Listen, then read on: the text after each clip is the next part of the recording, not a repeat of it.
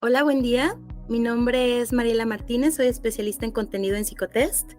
En Psicotest somos expertos en evaluaciones laborales, tenemos servicios de pruebas psicométricas, evaluaciones de la NOM y de clima laboral, y te ayudamos a evaluar a tus candidatos y colaboradores de la forma más rápida, eficiente y objetiva. Te doy la bienvenida a nuestro webinar Integrando Bienestar y Legalidad con la NOM 035. Este es el segundo de nuestra serie de Horizontes Laborales. Bienvenidos a todos los que estuvieron en la primera parte, que estuvo más enfocado en el tema legal. Sabemos que han invertido su tiempo e interés en adquirir habilidades valiosas y nuestro objetivo es brindarles un conocimiento sólido y práctico que les permita hacer contribuciones significativas en sus respectivas áreas. Es un gusto para mí presentarles a nuestra invitada experta de hoy, María Luisa Garza. Con una trayectoria de 20 años en la gestión de capital humano, María Luisa ha destacado en áreas clave como la atracción e identificación del talento, compensaciones y beneficios y la cultura organizacional. Su experiencia se extiende a la docencia, habiendo impartido clases a nivel preparatoria y licenciatura, además de diversos cursos y entrenamientos especializados en temas como impuestos, finanzas, comunicación, capital humano y desarrollo humano. Actualmente, María Luisa es la directora administrativa de Psicotest, licenciada en Informática Administrativa por la Universidad del Norte y cuenta con una maestría en Administración por la Universidad Autónoma de Nuevo León. Además, es candidata a un doctorado en Psicología orientado a Psicología Organizacional y Laboral. María Luisa compartirá con ustedes su profundo conocimiento y su pasión por este campo, así que les invito a que aprovechen al máximo su experiencia. Bienvenida, María Luisa, y muchas gracias. Gracias, Mariela. Oigan, pues un gusto estar con ustedes y bueno, como dice Mariela, esta es la segunda, el segundo webinar sobre la NOM. El anterior estuvo súper enfocado en la parte legal, en la parte de cumplimiento, y algo que es muy importante, pero en este nos gustaría enfocarnos, como el título lo dice, en el bienestar de los trabajadores. Entonces tenemos una agenda, vamos a hablar un poquito primero sobre salud en el trabajo, modelos de una manera muy rápida, modelos sobre los que se basan los factores de riesgo psicosocial, cómo ha sido la medición en el mundo de los factores de riesgo psicosocial, y luego ya sobre la NOM 035 y las estrategias de intervención. Son unas propuestas de estrategias de intervención que espero que les sirvan.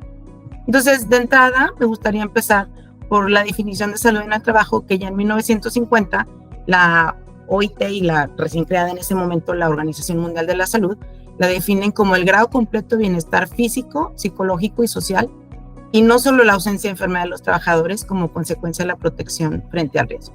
Ya desde ahí, dentro de esa definición, esto está en un comité mixto, se hablaba sobre adaptar el trabajo el puesto a la persona y la persona a cada puesto. Entonces ya era como la semillita de los factores de riesgo psicosocial. Es hasta 1984 que la OIT, junto con la OMS, definen a los factores de riesgo psicosocial como aquellas interacciones que se dan entre el medio ambiente, la satisfacción en el medio ambiente del trabajo, obviamente, la satisfacción en el trabajo y las condiciones de la organización, por un lado, y por otro lado, las capacidades y necesidades del trabajador, sus costumbres y su cultura y sus condiciones personales. Todo ello, todo en conjunto, a través de las percepciones de la persona, tienen una incidencia en el rendimiento, en la salud y en la satisfacción de los trabajadores. Entonces vemos que si se fijan hay como dos partes, la parte como del trabajo y la parte como de la persona, lo que ya traemos, las percepciones que tenemos. En la NOM en particular está muy enfocada, o la medición está enfocada en esta parte. Y por eso vamos a platicar un poquito sobre la importancia de las percepciones que tenemos las personas sobre los riesgos o sobre estos factores. Y antes de empezar con todo el tema, me gustaría que hiciéramos como que un ejercicio y que pensaras ahí, apuntaras a un ladito en donde escribieras en algún ladito donde tengas oportunidad, y que pensaras en 4 situaciones en las que, por ejemplo, yo diría, me siento alegre cuando ocurre esto en mi trabajo, me siento triste cuando ocurre esto en mi trabajo, me enoja que hagan esto o que suceda esto, o me da miedo cuando sucede esto. Entonces, si puedes en un minuto ahí pensar.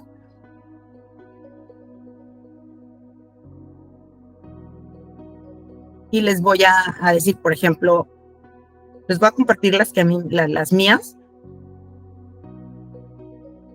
Yo, por ejemplo, me siento alegre cuando me invitan a una capacitación. A mí me entristece cuando no se valora mi trabajo. A mí me enoja cuando me invitan a una junta en la que creo que no debería estar y a lo mejor podría estar haciendo otras cosas. Y me da miedo, por ejemplo, cuando me entero que en la organización las ventas son bajas. Esas serían 4 opciones. Entonces, la idea aquí es pensar a cuántos de nosotros nos pone alegre que nos inviten a una capacitación. A lo mejor a mí me pone alegre, pero puede ser que en otra circunstancia de vida, el que me inviten a una capacitación o a otra persona, en vez de sentirme alegre, me dé miedo, porque pienso que a lo mejor al final me van a poner una evaluación y a lo mejor en esa evaluación me va mal y puede ser que esté en juego mi trabajo, por ejemplo, ¿sí? O yo les decía que a mí me enoja, por ejemplo, el que me inviten a participar a una reunión en la que digo, oye, pues a lo mejor esto me hubieran mandado un correo, pero a lo mejor en otro momento de mi vida yo diría, no, quiero que me inviten, si no me invitan me pone triste porque a lo mejor quiere decir que no va a participar en el proyecto y demás. Entonces, este ejercicio a mí me gusta porque podemos darnos cuenta cómo es la percepción de la persona la que juega para a la hora que contestamos las preguntas de la identificación de los factores de riesgo psicosocial. Estos son unos datos de la OIT del 2021, nada más para que nos demos una idea de la importancia de los factores de riesgo psicosocial. Es del total de muertes al año de trabajadores, el 81% son por enfermedades profesionales. Y el factor de mayor riesgo es la exposición a largas jornadas laborales. Y esto toma una importancia muy grande, porque en México hasta el 2020 éramos el país con las jornadas más largas de trabajo de los países participantes de la OCDE.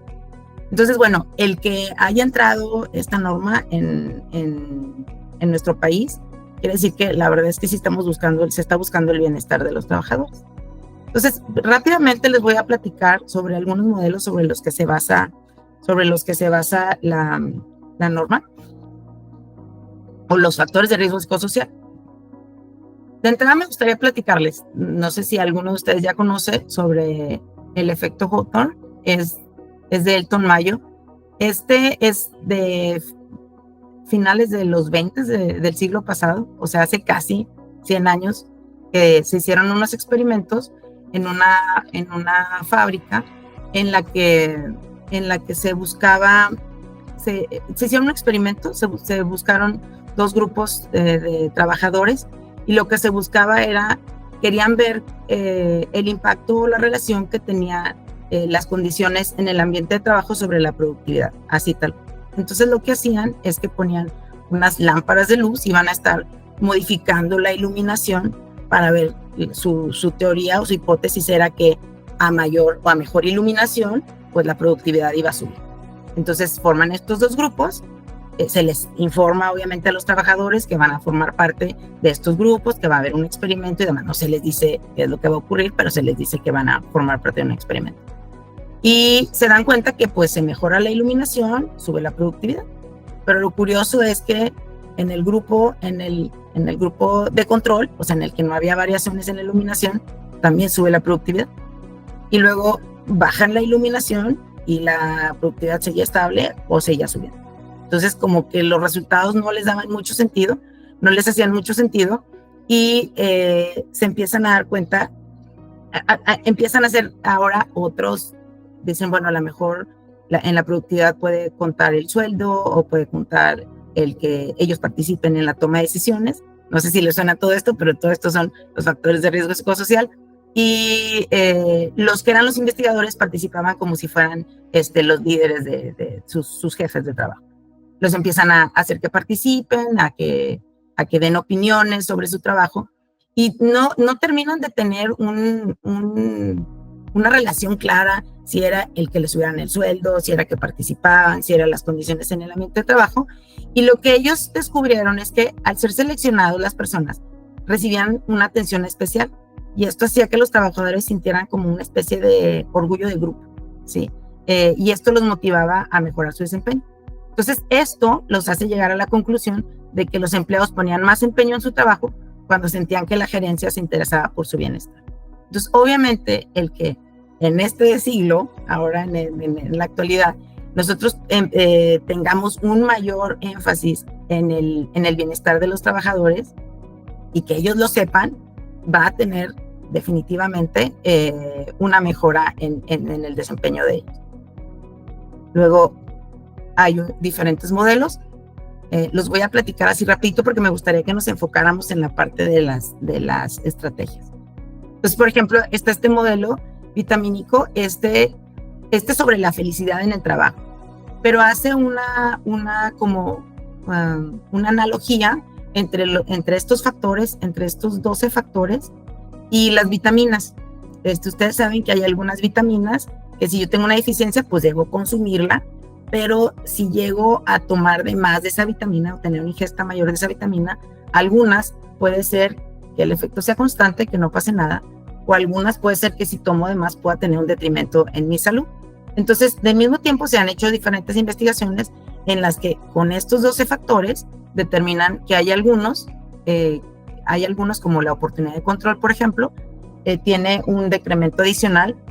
Si no hay oportunidad de control y va subiendo, pues voy a tener una mayor salud psicosocial y va a haber un momento en el que demasiada oportunidad de control va a tener un decremento en la salud psicosocial. Y otras, como por ejemplo la disponibilidad de dinero, va teniendo un incremento, y hay un momento en que se queda estático, se queda estable. Esto les digo porque son estos modelos, se van a quedar aquí, si quieren tomar nota y después pueden ustedes investigar más sobre ellos, porque a la hora de hacer las definiciones de las estrategias para la prevención y la disminución de los factores de riesgo psicosocial, puedes ir viendo estos modelos para que vayas haciendo los juegos sobre los dominios sobre los que quieres trabajar.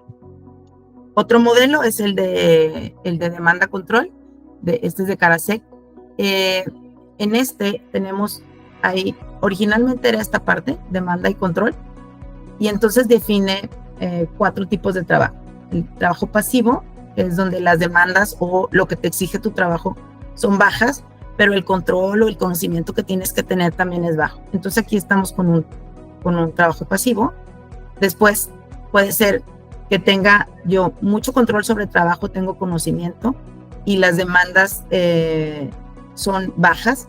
Ahí estamos hablando de un trabajo descansado. O sea, yo estoy súper preparada para el trabajo, pero las demandas son bajitas, entonces estoy en un trabajo descansado.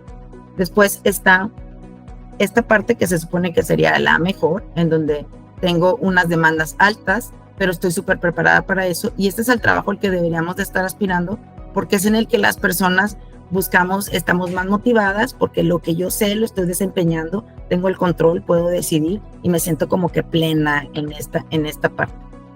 Por el contrario, si las demandas son altas, pero yo no tengo control, no puedo decidir, no conozco y demás, entonces este sería un trabajo tenso.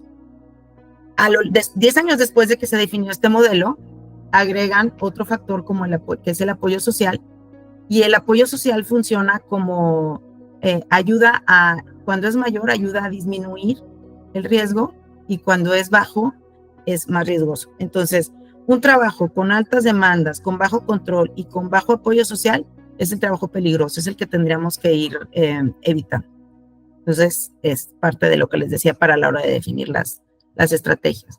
Y otro modelo es el de desequilibrio esfuerzo-recompensa. Yo sé que si le echamos una pensada nos vamos a dar cuenta que todo esto tiene mucha lógica, pero bueno, son modelos que están probados. En este modelo se hace, se busca que haya un equilibrio entre el esfuerzo que yo hago, o sea, el trabajo que yo pongo, los esfuerzos que yo hago en mi trabajo, con la recompensa que puede ser el dinero, la recompensa social que me den. En algunos casos puede ser que yo acepte tener mayor esfuerzo sin la recompensa que yo espero, solo cuando no hay alternativas posibles, es decir, cuando hay mucho desempleo, dices, bueno, pues aunque me paguen poquito, aquí me voy a quedar, o aunque no tenga mucha recompensa, aquí me voy a quedar, o a veces por motivos estratégicos, de repente digo, oye, quiero entrar a este trabajo, aunque no esté completamente recompensado, porque quiero tener experiencia en esta área, o porque quiero subir en este puesto, me interesa esta organización. Y bueno, Nada más así como para platicarles un poquito la medición en el mundo de los factores de riesgo psicosocial. En países desarrollados, casi todos existe alguna regulación sobre factores de riesgo psicosocial. En los países en desarrollo, menos del 30% cuenta con alguna regulación. Y lo que tiene mucha lógica es que en los países en los que hay una legislación, en esos países obviamente las empresas toman planes de acción contra el estrés relacionado con el trabajo. Es hacia donde nosotros vamos en México, ¿no? Y les muestro aquí una línea del tiempo sobre cómo se ha ido introduciendo las regulaciones en los países. En Dinamarca en 2000, y luego nos vamos en España en 2003, y nos vamos hacia América Latina, y vemos que en 2008 en Colombia se empezaron a regular los factores de riesgo psicosocial, cuando nosotros en México fue en 2018. O sea, Colombia nos lleva 10 años de ventaja. Y bueno, esto creo que ya lo platicaron la semana pasada, la definición de los factores de riesgo psicosocial para la NOM.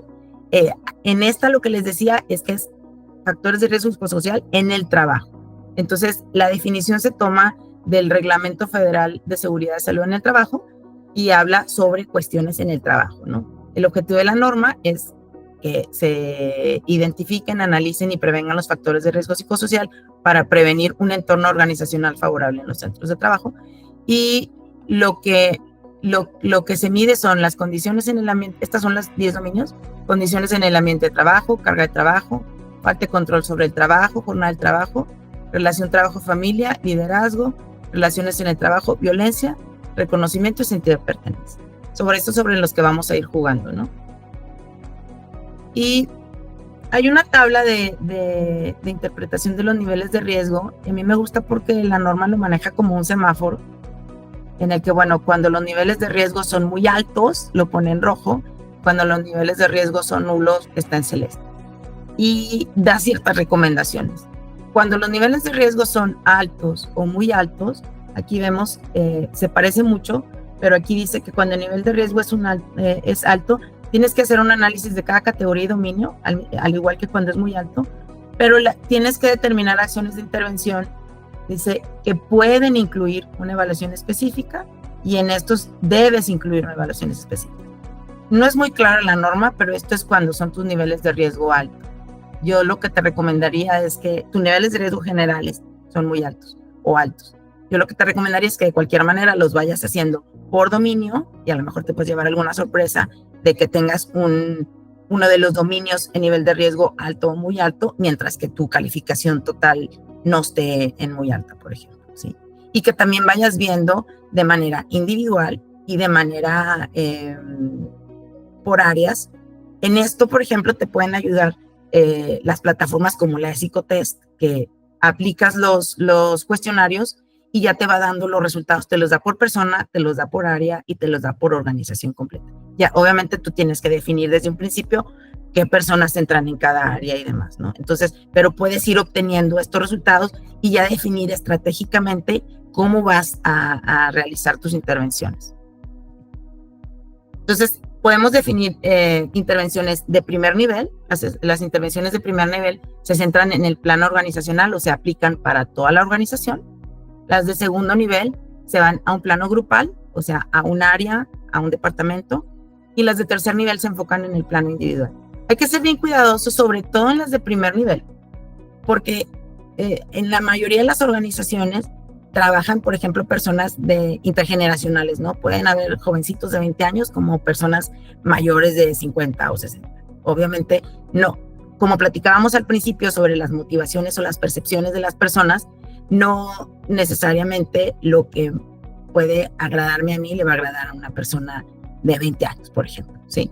O no sé, si de repente decides, oye, es que la interferencia trabajo-familia está muy complicada y vamos a poner o promover guarderías, y te das cuenta que el 5% de tu población son mamás. Tendríamos que ir haciendo este juego para ver con los recursos limitados que cuenta la organización hacia dónde podemos tener el mayor beneficio. Después, lo que yo te recomendaría es que una vez que ya analizaste, que ya tienes identificados, o sea, ya aplicaste los cuestionarios, empieces a definir por dominio y categoría cuáles tienes en un nivel de riesgo alto, muy alto, alto, medio, bajo o nulo. Y que generes esta tablita. Entonces aquí pones, oye, ¿sabes que estos son los dominios que están aquí? Estos son los que están aquí. Y entonces ya tendríamos que tener una atención urgente, atención contingente y demás, ¿no? Este es un ejemplo de un semáforo de una empresa X que les voy a compartir. Este sería como a nivel colectivo, y por eso les decía que es importante que en este se partió nada más en dos áreas, en el área de administración y de producción.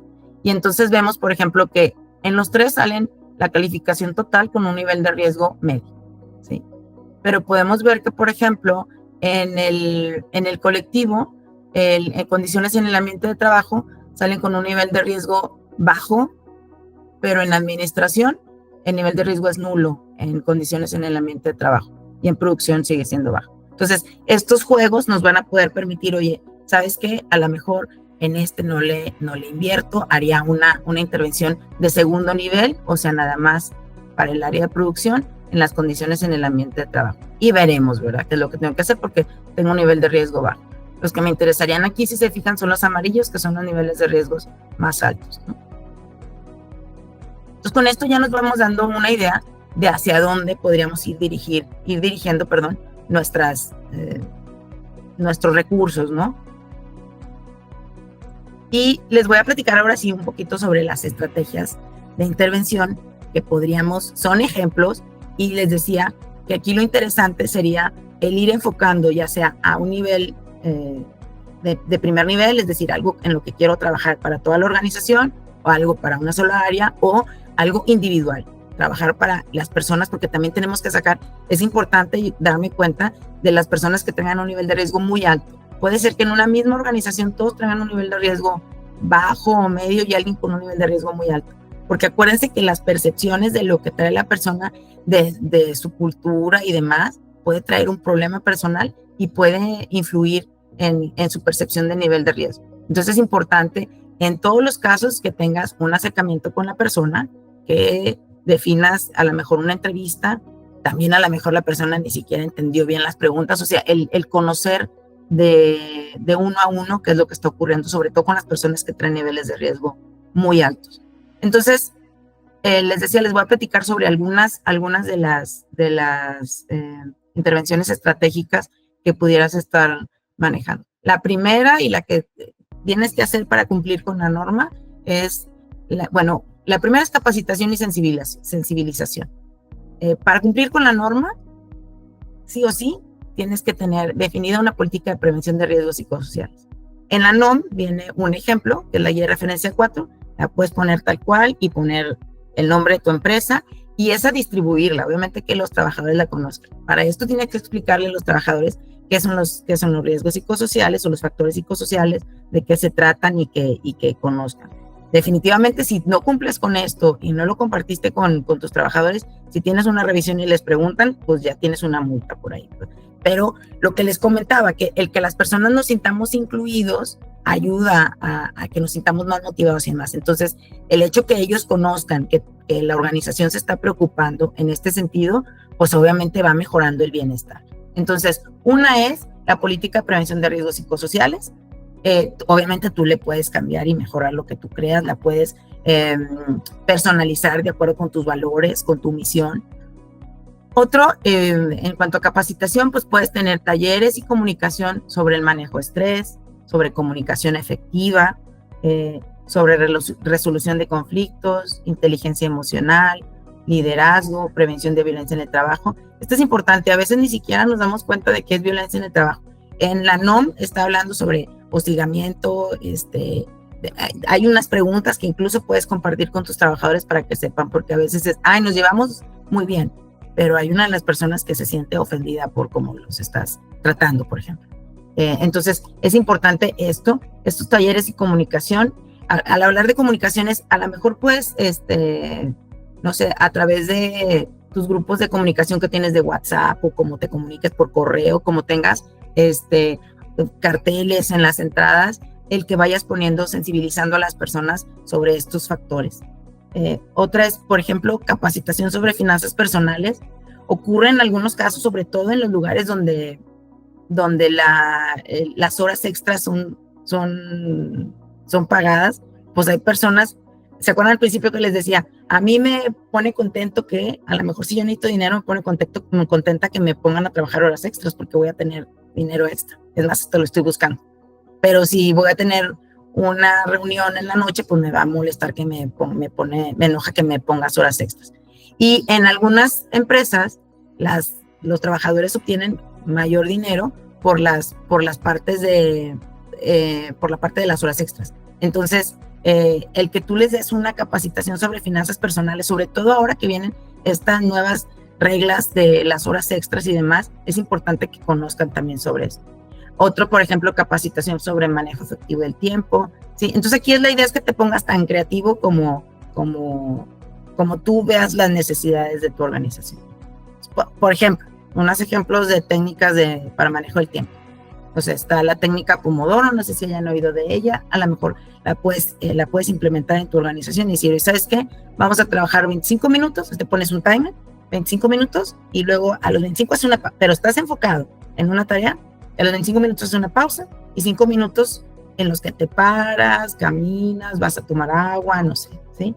Y luego vuelves otros 25 minutos, trabajas, a los 5 minutos haces 5 minutos de pausa y así te vas, puedes tener, en este caso son 4 periodos de 25 minutos y después en vez de 5 minutos son 15 minutos de descanso.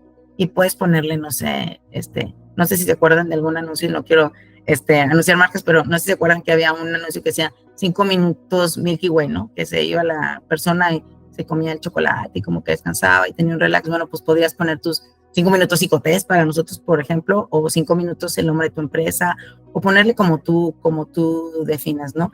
Estos 5 minutos o estas pausas que también se recomiendan, por ejemplo, a lo mejor puedes generar pausas en las que, ¿sabes qué? A las 11:30 hacemos una pausa todos y vamos al café o al área donde tenemos el comedor y ahí platicamos por 5 minutos o por 15 minutos, ¿sí? Obviamente todo esto y ahí, bueno, haces una pausa, generas la relación entre los compañeros, entonces vas como generando, a lo mejor en una misma intervención podría ayudarte en 2 dominios.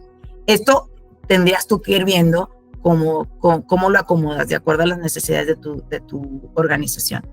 Otra, por ejemplo, que les platicaba es para el manejo del tiempo, a lo mejor un tallercito con en el que dices, oye, ¿sabes qué? Ve definiendo tus tareas en las que son importantes, no importantes, urgentes, no urgentes, el ir definiendo qué es una urgente, qué es una no urgente, qué es un importante, qué es un no importante, y ya dices, oye, ¿sabes qué? Vamos a buscar siempre estar en este cuadrante, porque si es urgente pero no importante, pues la delegas, ¿no? Si no es ni urgente ni importante, pues elimínala de tu lista de tareas, ¿no? Si es urgente, importante, es algo que tiene que hacerse, pero ya. Y si es algo que no es urgente pero importante, es algo que se puede planificar. Entonces, la idea es que vayamos manejando nuestras tareas de manera que vayan quedando siempre, por ejemplo, en este cuadrante, ¿no? Y no tener no agregarlas para nada a mi lista de tareas. Estos son ejemplos que a lo mejor puedes hacer, como que el banner, como que a lo mejor un taller. Por otro lado, otra de las estrategias es que es importante tener canales abiertos de comunicación. Una cosa que es importante, por ejemplo, y que es como delicada, es el manejo de la violencia o las quejas sobre alguna cosa. Entonces, puedes tener un buzón anónimo de comunicación en la medida de lo posible. El que las personas sepan también con quién se pueden dirigir de una manera segura es importante. El generar un ambiente de confianza entre líderes y colaboradores. Esto es bien importante porque también el líder se puede ir dando cuenta de cuando las personas traemos alguna situación en nuestra casa, algún familiar enfermo, y todo eso puede hacer que yo me equivoque, puede hacer que genere algún accidente. Entonces, esta parte es importante. También el ir capacitando a los líderes para que vayan generando esta confianza es importante. Dentro de estos mismos de canales de comunicación, el tener una retroalimentación oportuna es bien importante. El que si yo me equivoco, me digan que me equivoqué, pero en tiempo, no que después ya me están corriendo porque me equivoqué, ¿verdad? Y el que el área de recursos humanos, por ejemplo, sea un área de puertas abiertas que genere esta confianza en la que puedas dirigirte, hacer algún comentario y demás. Si no es con ellos, les decía, puede ser un buzón anónimo, ya podrás encontrar. Tú hay algunas también aplicaciones que permiten este tipo de comunicación.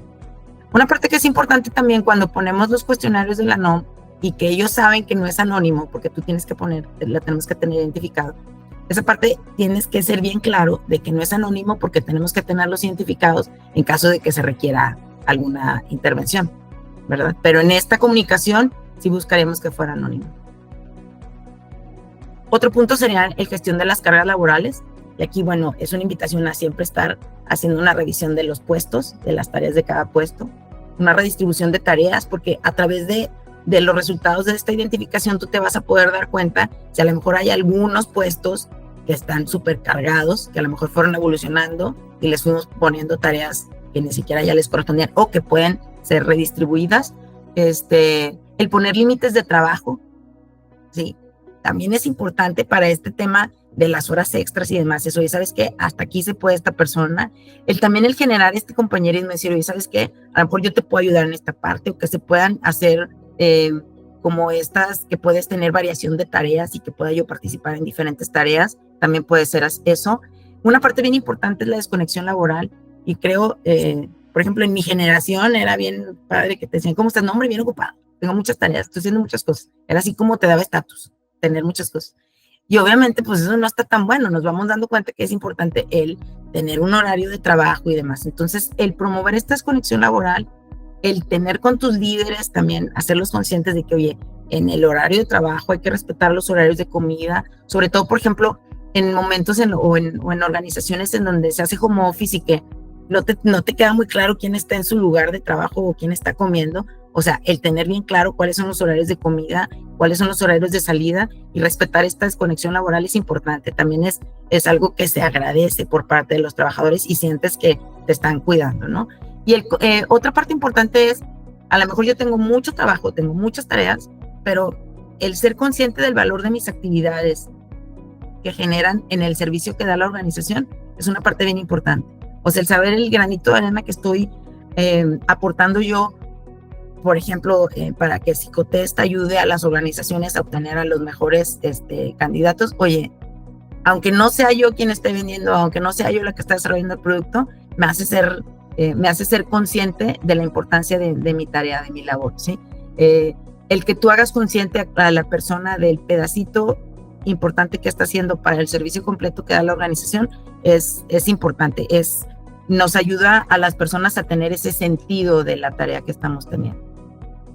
Puedes hacer, les decía, a lo mejor también estos banners así sobre motivación y lo que estás haciendo.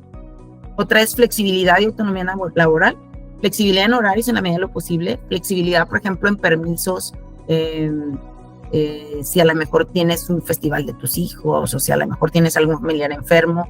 Yo sé que a lo mejor hay algunas organizaciones en las que es complicado, pero entonces puedes hacer estos intercambios. A lo mejor hoy me cubres tú a mí, yo te cubro mañana, no sé, el ir buscando que pueda haber esa flexibilidad, y eso va haciendo que cuando a mí me toque cubrir a alguien, lo haga con gusto porque ya alguien me ayudó en un momento, ¿sí? Propiciar autonomía en los procesos que sean posibles. En este caso, por ejemplo, podríamos decir, a lo mejor hay procesos que está muy complicado propiciar la autonomía, pero podemos hacer una lluvia de ideas. Y el sentir que ya yo participé un poco a la hora de definir un proceso, siento que ya estoy participando, o sea, que ya mi opinión fue tomada en cuenta, ¿sí? Otra es capacitación sobre temas que tengan que ver con mi puesto. ¿Se acuerdan cuando veíamos el de las demandas y recursos? El decir, oye, ¿sabes qué? Yo estoy preparada para lo que me están poniendo a hacer, o estoy preparada para en un futuro que me pongan a hacer otra tarea diferente, ¿sí? Y otra parte que es muy interesante es en las evaluaciones de desempeño a la hora de definir los objetivos, que a lo mejor podamos poner que cada persona agregue un objetivo personal a su evaluación de desempeño, que obviamente tenga que ver con el trabajo. No sé, oye, ¿sabes qué? Quiero aprender más sobre tal cosa que me puede ayudar en mi tarea, ¿sí?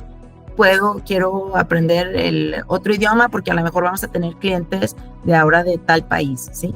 Y que sea un objetivo personal. Y entonces ya siento que yo también soy parte de, no nada más vinieron y me pusieron los objetivos a mí, sino que yo también estoy participando dentro de estas decisiones que se están haciendo acerca de lo mismo.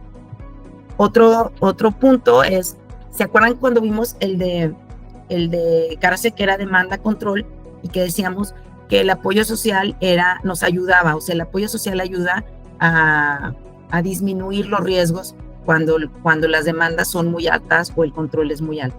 Entonces, el promover el compañerismo ayuda. Nosotros, por ejemplo, tenemos sesiones de team building que nos ayudan bueno, es que voy conociendo a las personas en un ambiente como más relajado, ¿no?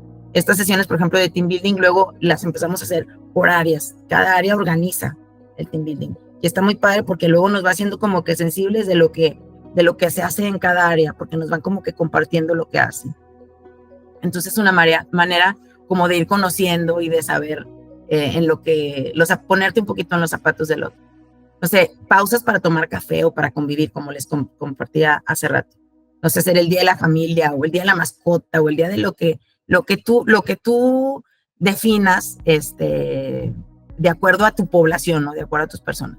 Un muro de agradecimiento. ¿Sabes qué? Hoy vamos a poner un muro de agradecimiento y yo voy a poner gracias, Juanito, porque tus tareas me ayudan a hacer mejor mi trabajo. Gracias porque cuando me ayudaste con esto, le dimos un mejor servicio al cliente, ¿sí? Entonces, un muro en el que vayamos poniendo cosas y que cada quien, o sea, yo pueda ver de lo que le están agradeciendo a los demás y lo que me están agradeciendo a mí, por ejemplo. Felicitaciones en cumpleaños y en aniversarios, no sé. Ahora sí que tu imaginación es el límite, ¿no? Para promover el compañerismo, creo que es una de las partes que nos pintamos solitos. Entonces, lo que es importante, les había contado acá, déjenme me pongo esta, se supone que ibas a definir cuáles eran los dominios en los que tenías que trabajar. Entonces, una vez que defines ya las estrategias, la recomendación es esta, porque esto es lo que tú tienes que tener para cuando te llega una revisión. Entonces, tú vas a tener, en este caso, por ejemplo, es un ejemplo por dominio, falta de control sobre el trabajo. ¿Qué voy a hacer? Voy a propiciar autonomía en los procesos que sea posible. ¿Qué es lo que voy a hacer? Voy a hacer una lluvia de ideas para mejorar algún proceso, ¿sí? Siempre y cuando permita el proceso productivo. Se pueden proponer a través del buzón un premio por las mejores ideas implementadas, por ejemplo. Y el indicador van a ser el número de ideas propuestas, la temporalidad es cuando hayan ideas en el buzón, y el entregable va a ser la convocatoria de la lista de ideas. Esta es la que tú vas a, esta convocatoria es la que yo entregaría en caso de una revisión de la NOM. O sea, esto más esto, para comprobar que realmente yo estoy trabajando en esto, ¿sí? Lo que les decía de agregar un objetivo personal, y en la lista de objetivos sería mostrar mi lista de objetivos, incluyendo el objetivo personal. Entonces, esto es como, haz cuenta que con esto redondeamos la parte del cumplimiento con la NOM. Y bueno, creo que hasta aquí daríamos como esta parte de las estrategias, el tenerlas ordenadas y organizadas. Aquí puedes agregar incluso quién se hace cargo, cuánto va a costar, para la mejor haces un previo y después ya decides sobre cuáles vas a trabajar, ¿sí? Aquí ya tengo, estas son las referencias de lo que trabajamos y bueno, pues ya es. Muchas gracias.